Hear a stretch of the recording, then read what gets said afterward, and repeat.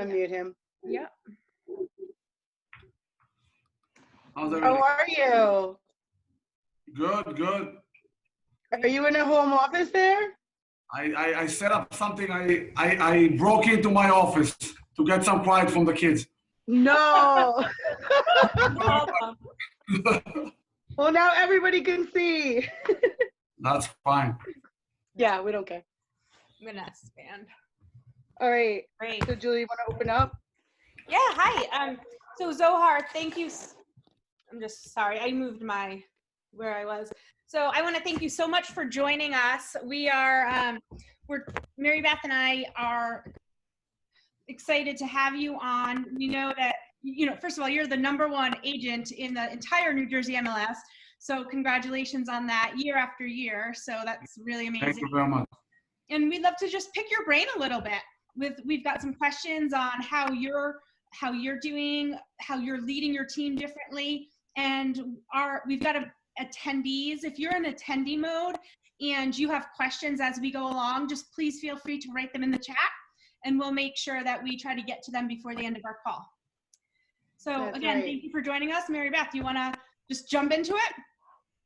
Yeah. So I guess we should just start out by who you are, how long you've been in the business. I know you have a family, so if you want to talk a little bit about that, because that's been a factor throughout the last couple of weeks, but who you are, what you do, where you primarily do your business.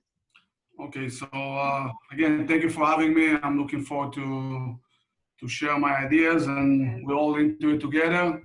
I found that Zoom become our best practice right now, so we're getting used to that. So family, 3 kids, not easy now, at home.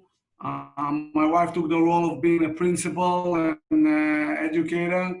Not even a teacher, straight to the principal. No, she's executive, so she went up to straight up, 9, 11, and 13, so different ages. So we have a full house at home. This is about my family, so we're all in the same boat and with the kids. Hopefully, we're gonna finish with it soon. In terms of my production and my team, so I'm based in Keller Williams in Tenafly. I open a mega agent office in Fairlawn, where I live, to support my team structure, because we have a big supporter, so we can have a hub, but we're part of the Tenafly office. I have a team of 2 admins, marketing and listing, with director of operation, and we have about 8 to 9 full-time agents. Obviously, in February, we just came back from family reunion. We were like on a wave to go up and grow the business and to continue from last year, and this came. So we're now in the phase of restructuring and understanding exactly how we're going to work on, how we're going to overcome that. So I think that's great. Talk about that. You said it's all for the family. Tell us a little bit about that. I know family is important to you, right? I think, everybody, you're asking about this big why. So I think the family for me is the big why, especially as a new immigrant here that come to the country and trying to be the best that he can in order to provide for my kids and my next generation the best that I can afford. I'm kind of like me and my wife, we're taking the heat of being the stranger that came here with nothing and to provide our kids a better future. And I think that's a huge motivation for us, and also to try to help and support our families if it's here and abroad that we kind of like left behind, and we feel a little bit guilty about it. It's okay. A couple of dollars will just kind of smooth that right over. Yep. So go ahead, Julie. Yeah, so would you share with us how your business evolved? We've all, I'm sure, had obstacles. I would love to hear how you've overcome those obstacles, how you have failed your way forward, and all the things that you've gone through to achieve this level of success that you're having. So I started in 2010. So if you remember 2008-9, we had the crash. So I started 2010. We were like in the bottom. So in a sense, I know what a bottom market is and I know what a crash is, so we can relate for this for 10 years ago, and this is where I started. So there's a lot of similarities of what we need to do now, and it doesn't change with all the technology and everything. It doesn't change for what I did 10 years ago in order to get to the same point. So I started 2010.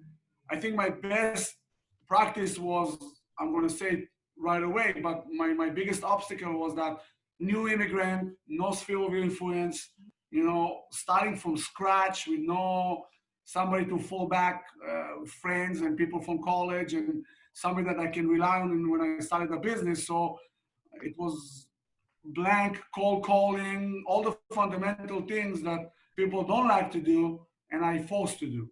And now we're going back to that. So I started 2010 with a lot of cold callings. It was a time of a lot of expireds for sell by owners after that 2008-9 crash, door knocking, the whole good stuff that most agents don't like to do. And Great habits. this is how I established my grit, in terms of the stamina, working hard, not let go, and climbing a little bit by a little bit. And it took me like I would say 2-3 years to establish some kind of a connection with some kind of a business that I created, and with my go-getter approach, with a non-stop mentality, 7 days a week and everything. I was able to establish some kind of a base clients. Yep. And then based on, client referral, it started to grow up from there. I think by 2014, I joined Keller Williams. I was already like, I would say top producer. I was about $28 million in sales. So I was pretty established, but obviously, we came to Keller Williams to go to the next level. I didn't want to stop by that. And in 2014, since then, every year we increased the production, and with building up the team and everything, I know Meredith for a while, and she know me from back when she was in Hoboken, and we did some deals together and everything. So the thing is that the market since then was improving, so that helped. But one thing I never forgot is that you have to go back to the fundamentals. And that's something that we have to say to everybody right now. Some people that just started in the last year, 2, 3, 4, when it was easy, everything is going, they might don't have those habits, and now it's a necessity. You cannot rely on other stuff that you thought that is easy to go, right? You have to work very hard enough to get there. Mary Beth, before you move on to our next question, I just want to point out, in 2014, you did 28 million. This year you closed at well over 100 million. I mean, you over tripled your business in about 5 years. That is, I have the chills. That's really amazing. Congratulations. Thank you. It's a group effort. It's a family effort. I think nobody can achieve it by himself, and that's, I think, part of the Keller Williams way is that when my previous broker was that it's all about single agent, the brand, more, the traditional way of doing things. And I felt when I started to realize about Keller Williams is that you have to succeed through others. Think about the business as you're an entrepreneur, like you have to think about it as a business in order to take it to the next level. And also you have to surround yourself and be able to talk to people that are on the highest level than you. When you are 30, 40 million producer in Bergen County, you kind of like, you are at the top. There's no way you can look from somebody and learn. And I felt like, oh, wow, there's people who make 200 million, 300 million. And those people make $1 billion in sales. So I wanted to be associated with a company that can help me to grow that. And with the group structure, it helped me to evolve as a leader. And that's something that you asked me how it become available, is that when you succeed through others and you empower people and you help them to grow with you, and that's how you see that the rates are going up from year to year. Let's put aside this year, we'll talk about it soon, but yeah, we grew up the business in every year since then. And now we're in a good position to be able to overcome this challenge that we have right now. So, but I think most of it is to the leadership that grew up through the Keller Williams and me personally as a person, and with picking up good people to be in your group and your team.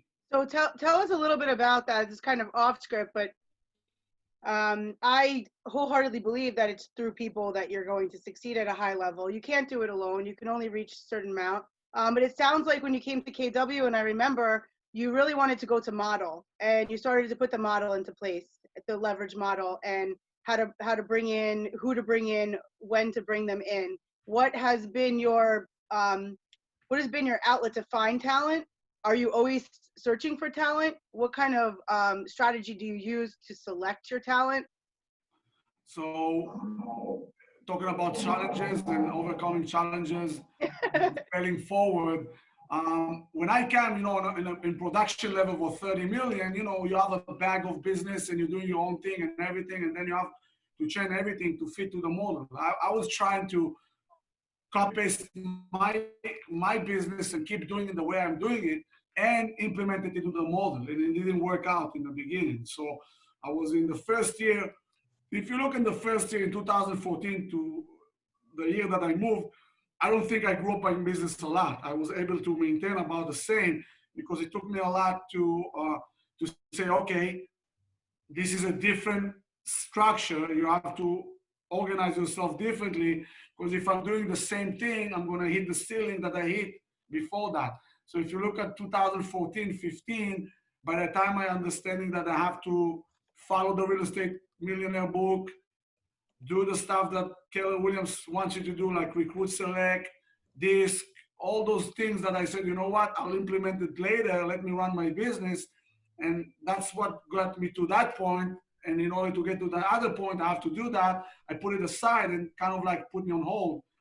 It took me about 1.5 to 2 years to understand that working outside of the business and working towards the business with the models will get me to the next level. And that's what happened in 2016, 17, when I implemented more and more stuff with the Keller Williams model. This is where I jumped to the 50, 60, 70, in 2018 Wow. to the 80 million. That was the big jump of implementing the models of the Keller Williams. So it works. But So what I'm you have to hearing, let go. You have to let go. so what I'm hearing is that once you implemented the models, you were able to double your business over the course of a couple of years. Yep. So you went from like 28 to 40, 50 million. And also what I'm hearing is, and this is for any stage, as you're trying to break through to the next level, you have to slow down a little bit.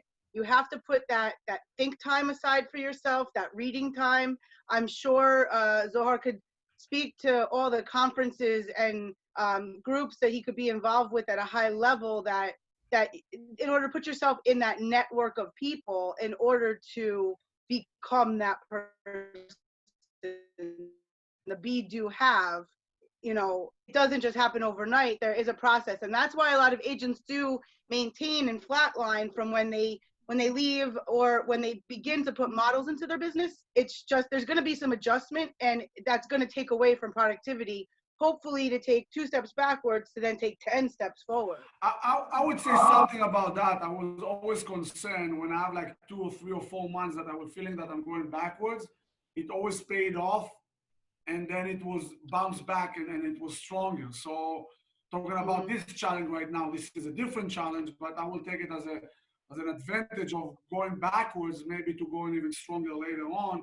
And maybe we can talk about it a little bit more, how we're going to do that. But I think we have to take it to that extent of, okay, we've been stopped. This is an event that's driving other stuff to happen, but let's take it to move to the next step from that. So on every level, from individual to a group level. Yeah. And on that note, why don't we talk about what is going on, right? What strategies have you used or are you implementing to get your team through what we're dealing with right now? And what have you changed in your business? So, we just came back from Texas in February 16, 18. I don't think the talk and the environment was that it's going to be something like that. we were a little bit concerned. We were talking about it happening, and everything was right. We did all the plans for 2020. I just moved to a bigger office. I had more people. Everything was planned out to be different. And then we came back 2 weeks later, and now we have a closed office for almost 3 weeks with the unforeseen going back. And so to plan that, I didn't plan that, but I realized really quickly that after a week or two, when it started to hit New York and I saw what's about to come, and we started to realize here in the office that things will change. And I believe just before we closed the office, I was I couldn't sleep at night. My head always working at night. And I'm like, okay, guys, this is going to be something big. And I spoke about it in a few team meetings after we came back from a family reunion, because remember, until mid-March, we had open houses with 80 to 100 people, Yep. with 10, 15, 20 multiple offers situation just before they shut us down. Like it was insane. And then it went from 100 to a 0. So it took like a few days to understand, okay, something big is happening. I regrouped. I was sitting at night with notes, like in my bed, like 3, 4 o'clock in the morning. And then I woke up in the morning, talked to my director of operation. I'm like, okay, put it into writing. And I created like, okay, this is like the Zamir group, 10 things that we have to do right now, affecting immediately in order to weather the storm.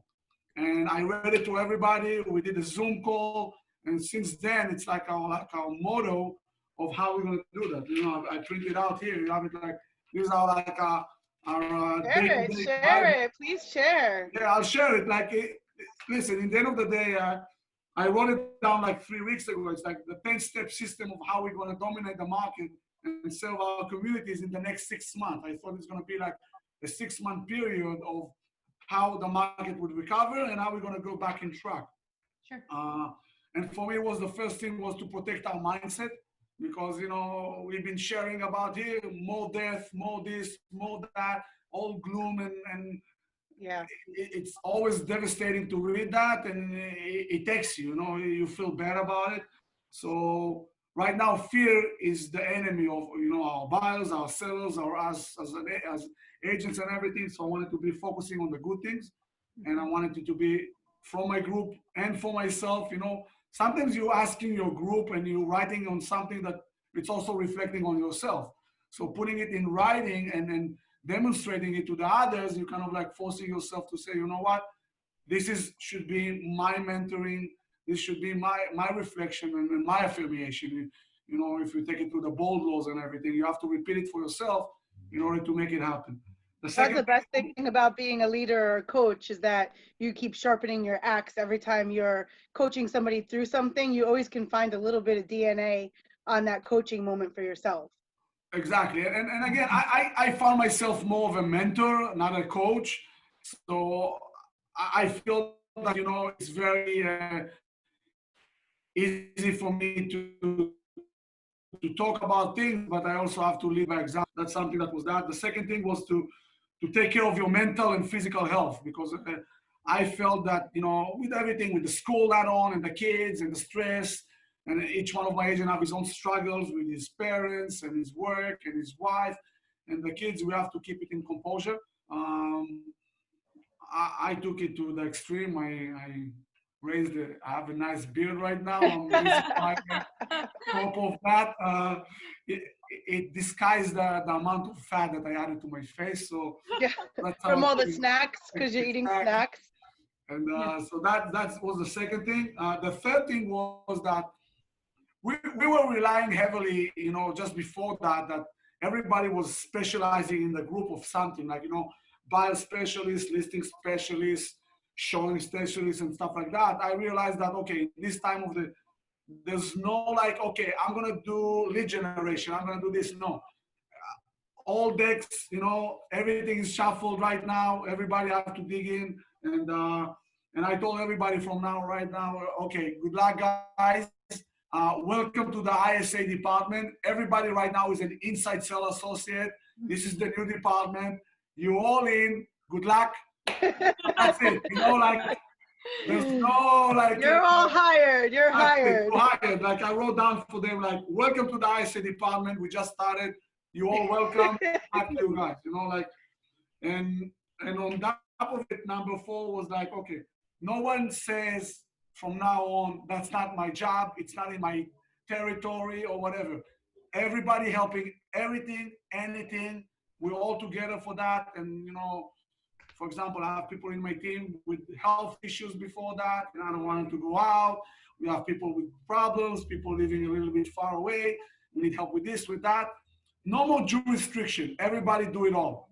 Mhm. So that's like the group mentality, and that will create a nice culture when we go out of it, that everybody is more working us together. Yeah. And this is where we go back to the basics. So again, we can go back to 2008, 92, 87, you can go up to the Great Depression. At the end of the day, everybody have to go to the basic. And I told to everybody right now, the database and the community is the focus. When everything is going well and you have 30, 40, 50, or even 5 transactions going on and you do open houses, the leads coming in, everything is fine. When you're not in a position to do showing and you cannot do open houses, so agents that don't do the lead generator, don't work on their database, right now feeling that the pipeline is dried up.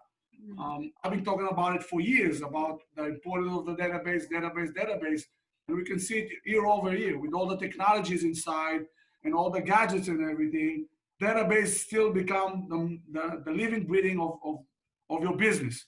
So now, instead of everybody said, I'm going to do it later, now it's become a necessity, and you have all the time in the world to work on your database. So that's become right now the number 1 thing that every agent on every level should work on, the database.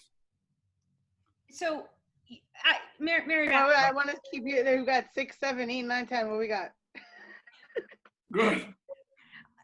I'm writing them. I You know. writing them? Okay, good. No, I haven't finished, but yeah, let's talk.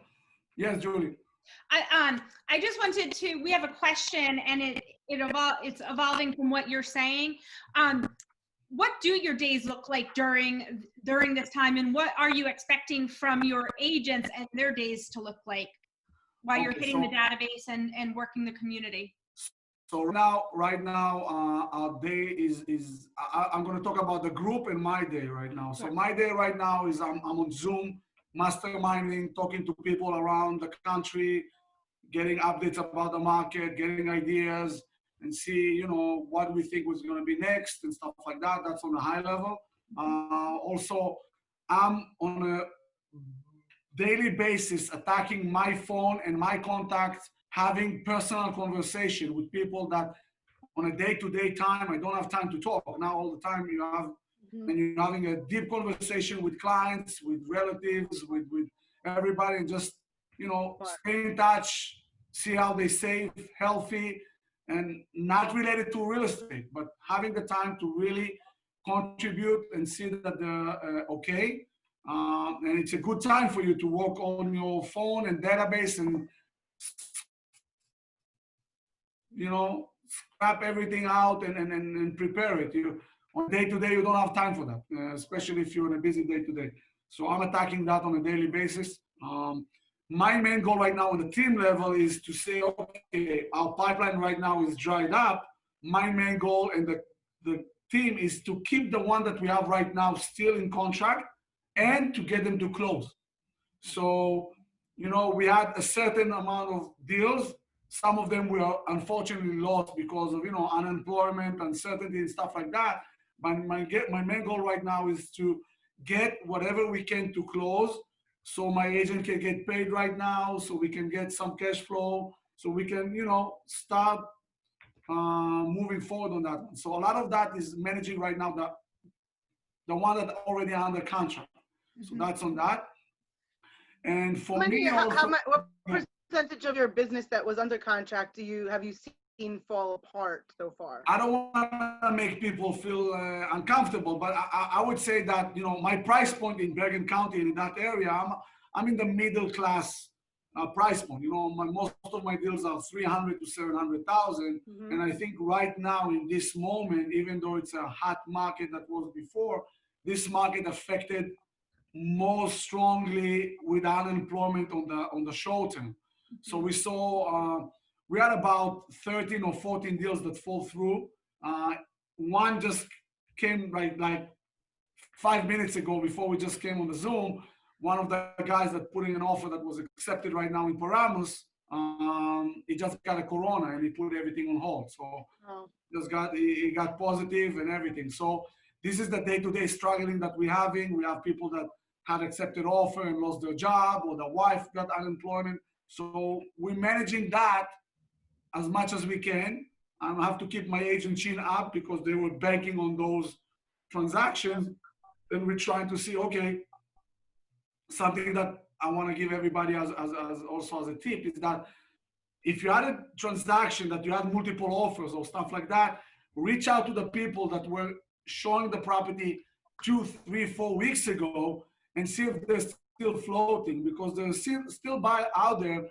And a lot of the people right now will not put their house on the market or withdraw it or whatever. And you might have people that already seen the house or been in the process of putting an offer and they were outbid before, and you can put them back into the table easily without showing the house again because they were already on the process.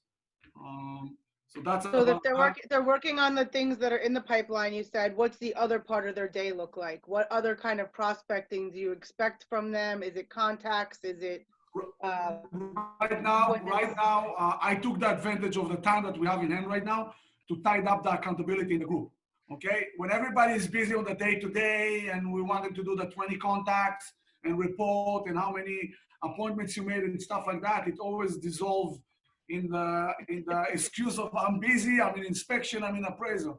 Right now, it's a good time to wrap up with the leadership of the company, with my inside admins, and with me to create a stronger accountability.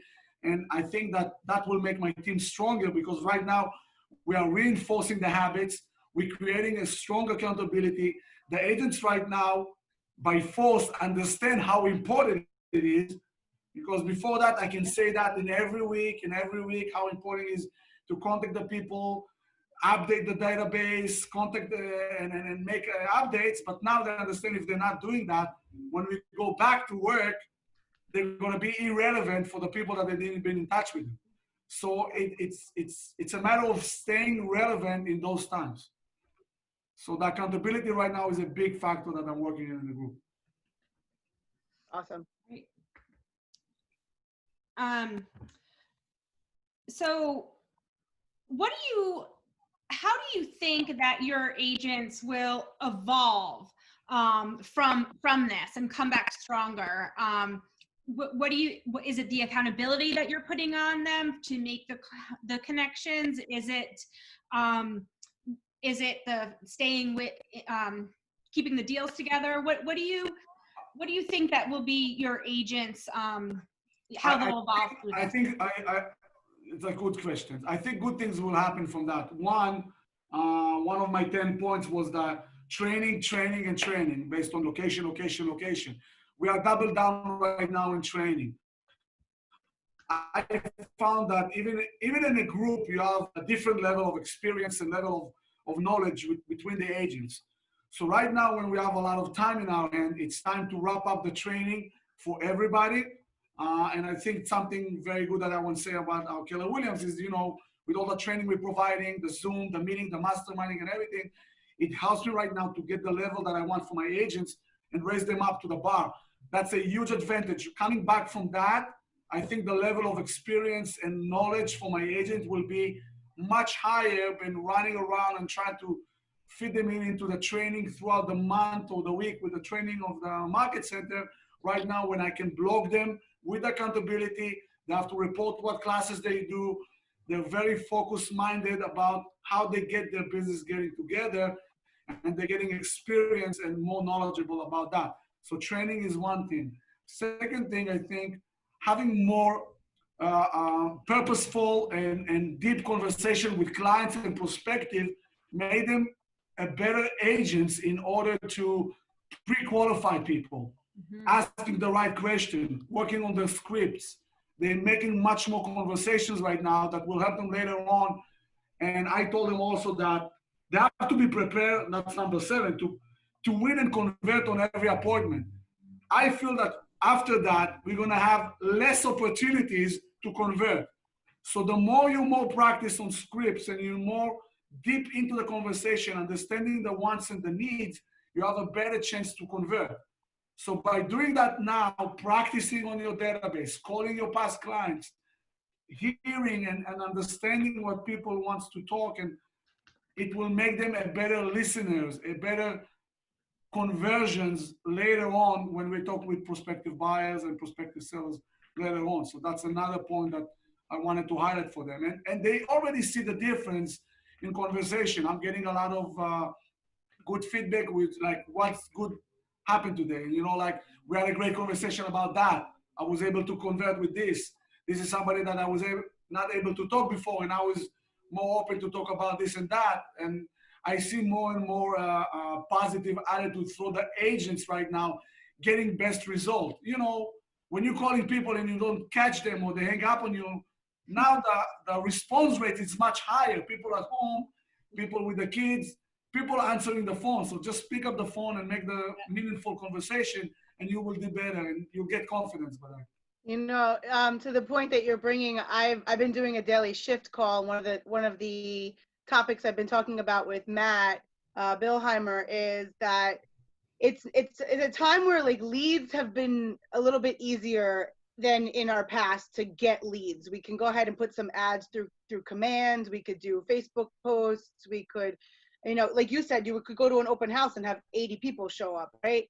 So as far as the business that I learned in 2004, 2005 was a little bit different.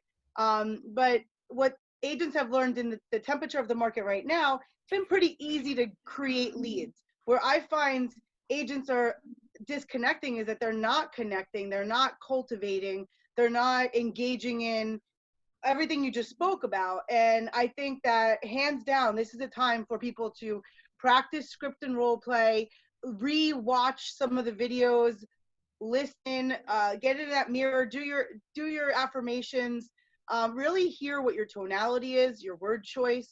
And we're influencers, and your money, your income is absolutely connected to how influential you can be with that buyer or seller. And I was listening to Gary say, nobody ever called him to say, you made me do something I didn't want to do. You know, they're raising their hand, and then our agents are complaining because they didn't get them to the finish line, but it's just they weren't listening, and if anything changed, maybe they didn't pivot when they needed to. So to your point is, I think that's great that it sounds like you're not so much on them creating cold and new business, No. but just cultivating database and pipeline and sharpening their axe so that they can close immediately when this thing opens up. One thing that I took, I felt like this is my decision as the business owner of the group, is that I took 3 steps back in terms of promoting our listings and showing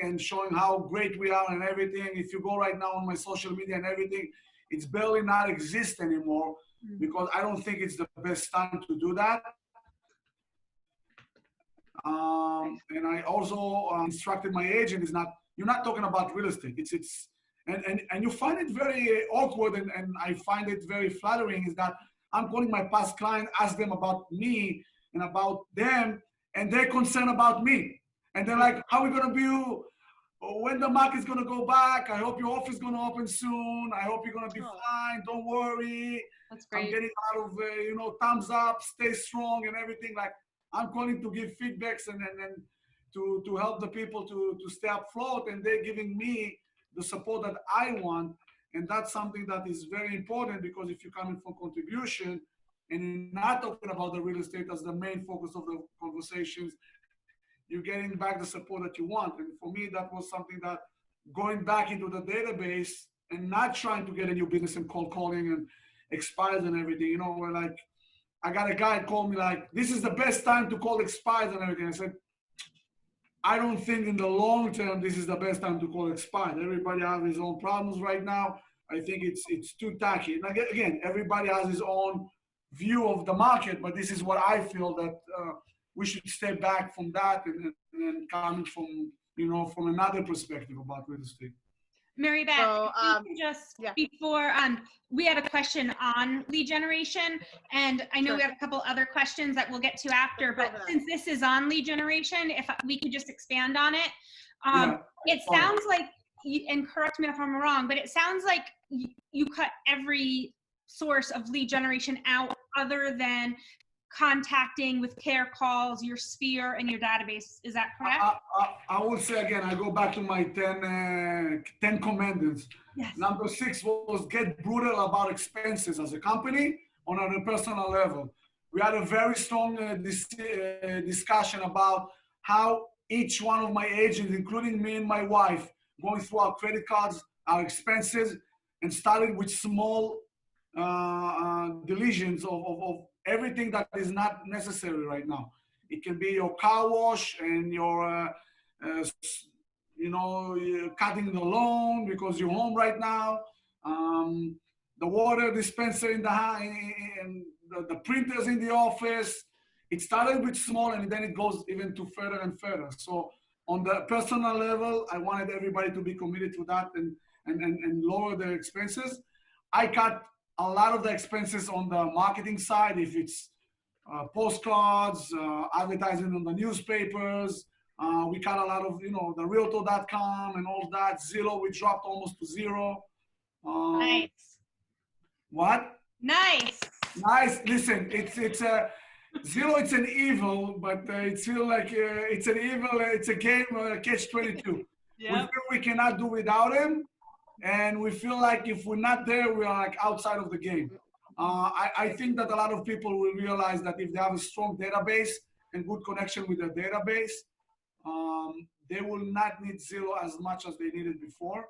And I think Zillow realized that because right now they're offering some discounts to agents. They're trying to be extra nice because they see right now that the agent, if they're doing what they're supposed to do, they don't need to buy their leads.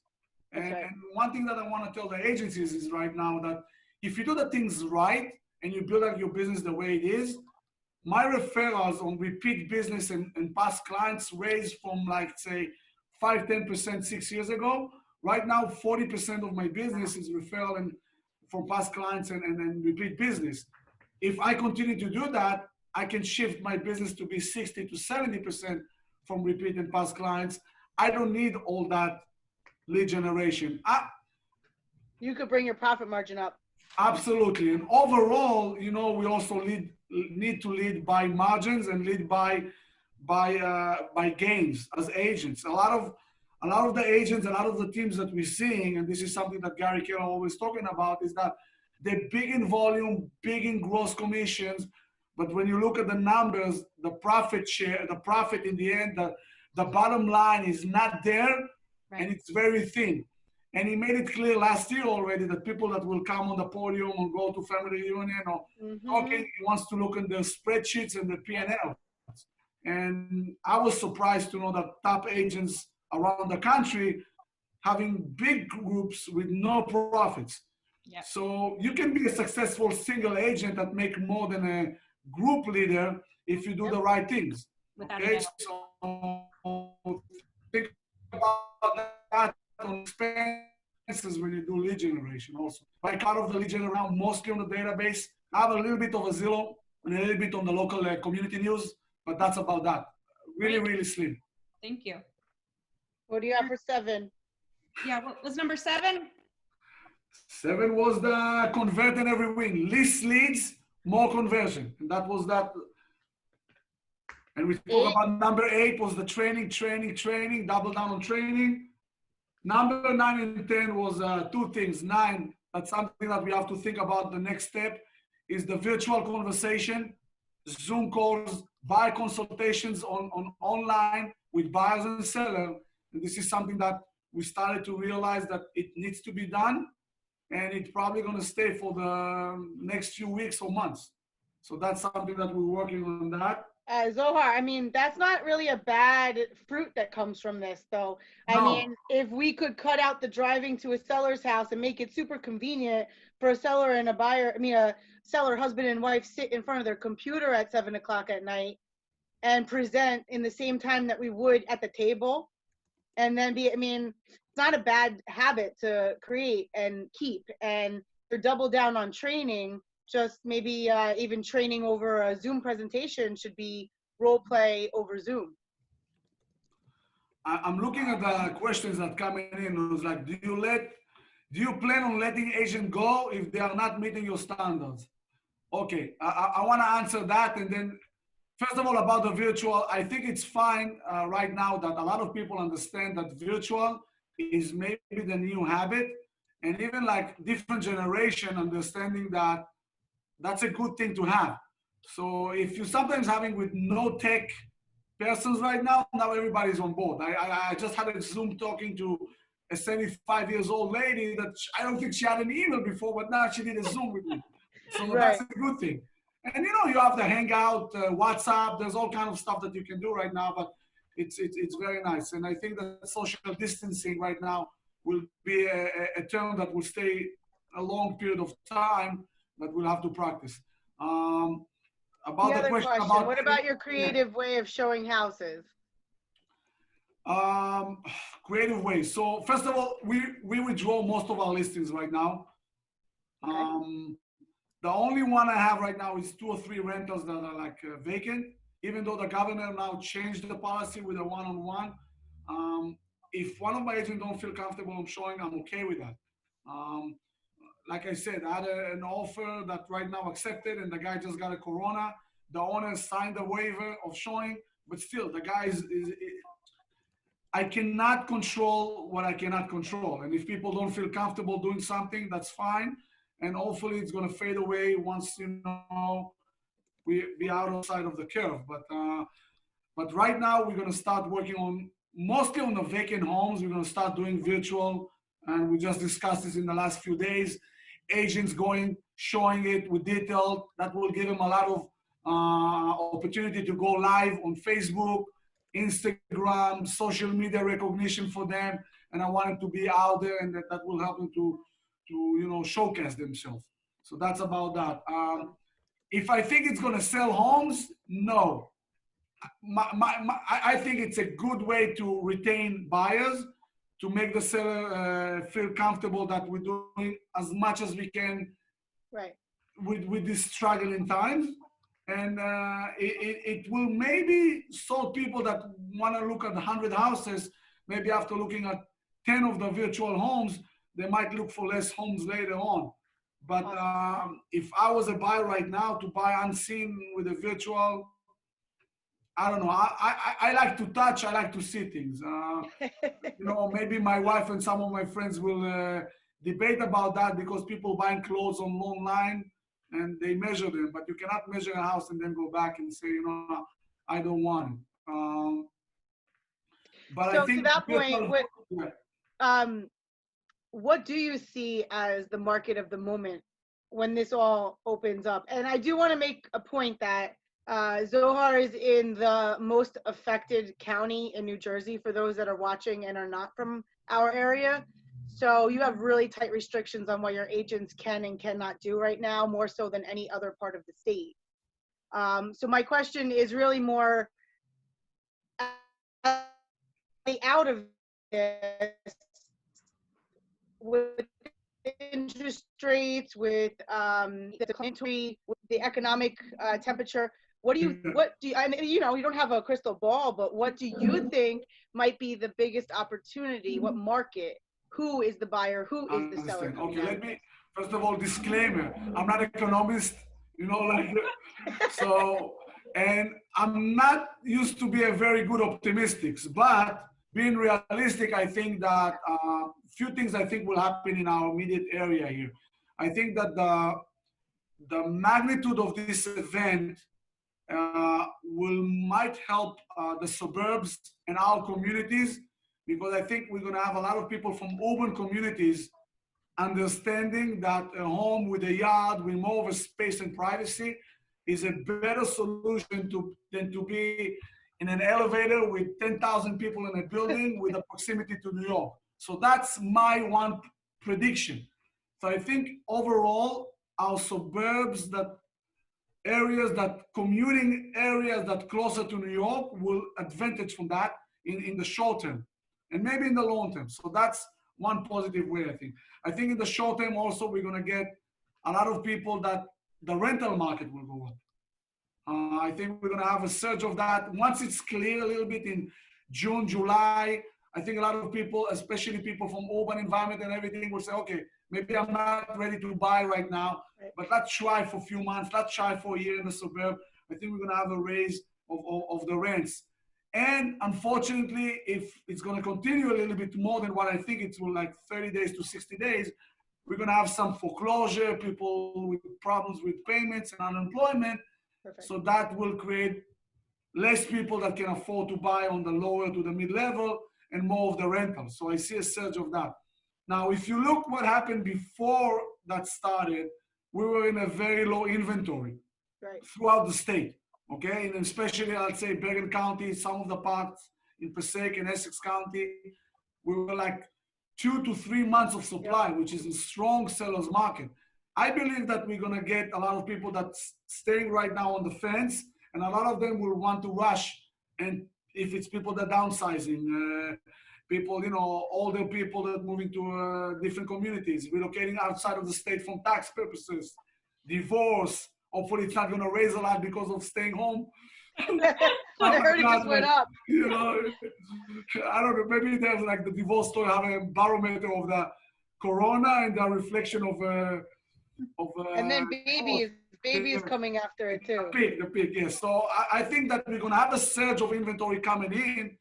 I can say in very certainty that there's still a demand. There's a lot of buyers out there. And I think that after all said and done, hopefully in a month, 2, 3, we're gonna be a lot of inventory coming in, buyers attacking right away, as long as the rates are staying like that. And we're gonna go back to levels of inventory that will be still in a balance to a seller's market. That's my prediction.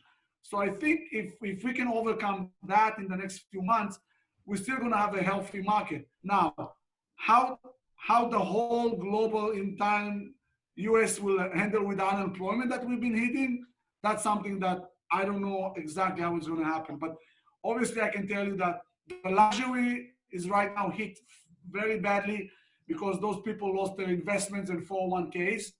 And the lower end right now is hitting by unemployment, and hopefully they're going to go back to their works. So it's going to be challenging times. Yeah, absolutely. What's number 10? Yeah. Number 10, lean into the group. Don't try to be a hero. Lean on the group. Everything is on the group. Encourage the group. Lean by the group. Get a help by the group. We are together for it to stronger than ever. By the way, this is something that I put on my office. I don't know if you see that. That was on March 17 when I closed the office. We will overcome and get stronger. I didn't realize it's going to be like that for a long time, but this is the motto right now. We will overcome and we'll get stronger than that. So, well, it sounds like I think that your people are blessed to be under a leadership like yours and your wife, and to have the heart that you have for your people, and then to really be realistic and yet action oriented. I love that you're really taking the lead. So your people should really feel honored to be part of. Thank you, I appreciate it. And one thing that we did in the last few days is also on the individual level, you know, how we get them an extra passive income that they can work in. See the opportunity for them to file for unemployment for now, you know, with the new legislations, working on their the PPP and the CBA as independent contractors look into and trying to get with the stimulus package and stuff like that, and to make sure you know, we have to make sure that it's not going to last forever. So you know, if you need to reach out to Julie or I, get the PPP app. I have it. I could send it to you. Explain but you should be talking to your accountant about what your best plan of action is there. Yeah. So, Julie, you want to close it out? Yeah. Well, I just want to thank you. It is so obvious that you care about your people, like Mary Beth said, and we appreciate you so much for taking the time to spend and visit with us today and share your knowledge and your 10 points that that I think everybody should take back and see what they can do to implement them.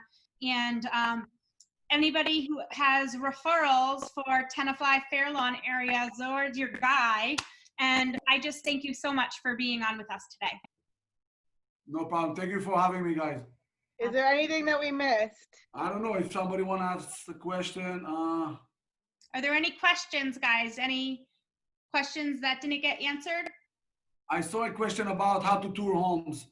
One thing that I haven't talked, and we just discussed this with the group, with one of my agents, and we saw, because people are home right now, you can have like a Facebook or whatever, invite people when everybody's home and do like a watch party. You know, like you coming, you touring the video of the home, and you do like a watch party, and then you have a nice participation by that without showing it to actual people.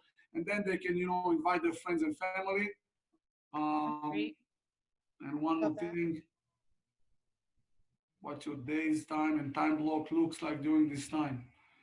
I'm trying to help us home. I don't know if somebody follow me on Facebook. My wife sent me to groceries in the last few days.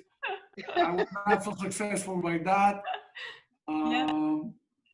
But most of the time I time blocking between the agents, following up on what we have right now and working on my database, going back to fundamentals.